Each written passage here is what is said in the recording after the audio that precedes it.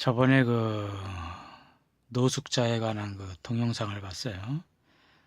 그 기자가 이제 취재를 한 거죠. 이제 그 노숙자 사람들을 이제 인터뷰한 거예요. 인터뷰. 그래서 이제 그걸 봤는데요. 거기 보니까 그 회사를 이제 운영하다가 그리고 또 대학 교수, 대학에서 이제 학생들을 가르치다가 이제 노숙자가 된 사람들이 있더라고요. 전직이 그러니까 다양한 거죠. 어떤 사람은 이제 강남에 고급 주택을 갖고 있었어요. 그리고 이제 건물도 있고, 그래서 굉장히 잘 살았답니다. 그런데 이제 하루 아침에 이제 모든 걸 다 잃어버린 거예요. 그래서 정말 그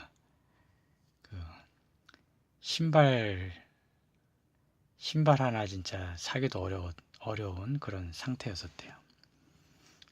그래서 노숙자가 됐었고, 지금도 이제 노숙자 생활을 하는 거예요. 그거를 이제 취재를 한 거죠. 그래서 이제 방송으로 내보내는 거죠. 그런데 한 가지 이 사람들에게 이제 뭐예요? 그러면 노숙자를 청산할 수 있는 그 기회가 생기면은 그만두겠느냐. 그랬더니 거의 다가 뭐라고 하냐면은 이 노숙자 생활을 그만두고 싶지 않다는 거예요. 이 노숙자 생활을 그러니까 그만둘 마음이 없다. 어떻게 보면 현재 생활이 이제 익숙해졌고 더 좋다는 거죠. 그래서 거의 다 그렇게 이야기를 하더라고요. 노숙자 생활을 이제 묻는 거죠, 인터뷰에서. 그럼 이걸 청산할 수 있는 그런 기회가 생기면 하겠느냐 그랬더니 싫답니다. 그래서 이제 이유를 보니까 이 사람들이 이제 시간 부자예요. 시간 부자. 자기 마음대로 할 수가 있고 정말 자유롭잖아요. 그전에는 자기가 이제 사회적인 어떤 지위가 있고 그랬는지 몰라도 대신 사회적인 지위가 있고 어떤 일정한 어떤 직업이 있단 말이에요. 그래도 스트레스가 많았다는 거죠. 그것을 유지하기 위해서 계속 노력해야 되고 정말 돈은 조금 있는지 몰라도 정말 돈 쓸 시간이 없을 정도로 야근도 하고 또 막 경쟁이 너무 심했다는 거예요. 그래서 스트레스 그 상태로 돌아가고 싶지 않다는 거죠.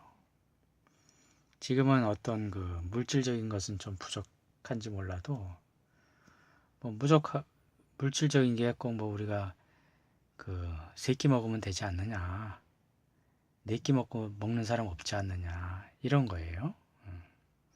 그래서 지금이 그런 어떤 스트레스도 없고 그냥 편하다.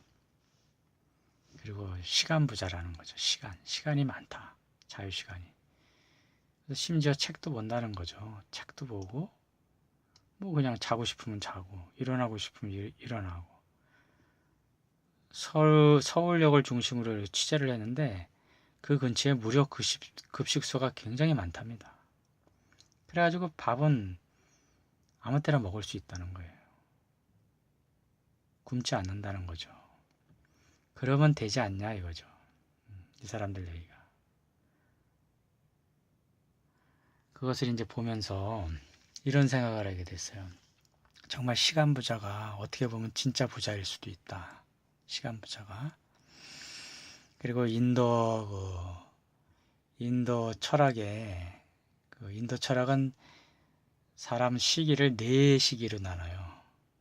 그래가지고 이제 사회생활이 다 이제 끝마치고 결혼생활 하고 또 자식들을 다 키우고 나면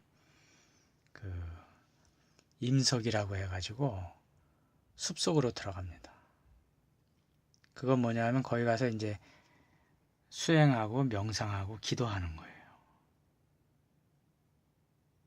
애들을 다 키워놨기 때문에 스스로 이제 들어가는 거죠. 숲속으로 들어가가지고 거기서 그냥 하느님과 만나고 하느님과 이야기하고 기도하고 끊임없이 수행을 하는 거죠. 절대자와 만나기 위해서. 그 시기가 있어요. 임석이. 자발적으로 들어가는 겁니다. 근데 어떻게 보면 이 노숙자들, 지금 서울역 근처에 있는 노숙자들이 어떤 그런 임석이라는 그런 생각을 하게 됐어요. 어떻게 보면 임석이다. 나이들이 다 50, 60이더라고요. 그러니까 임석이죠. 어떻게 보면 인도 철학의 임석이의 어떤 시기일 수도 있다. 정말 그 시간이 많으니까 그때 이제 이 사람들도 기도할 수 있고 자기가 하겠다고만 하면 나름대로 또 명상도 할 수 있고 시간이 많다는 거죠. 그래서 어떻게 보면 인도 철학의 그 임석이하고 비슷하다는 이런 생각을 해봤습니다. 감사합니다. 감사합니다. 감사합니다.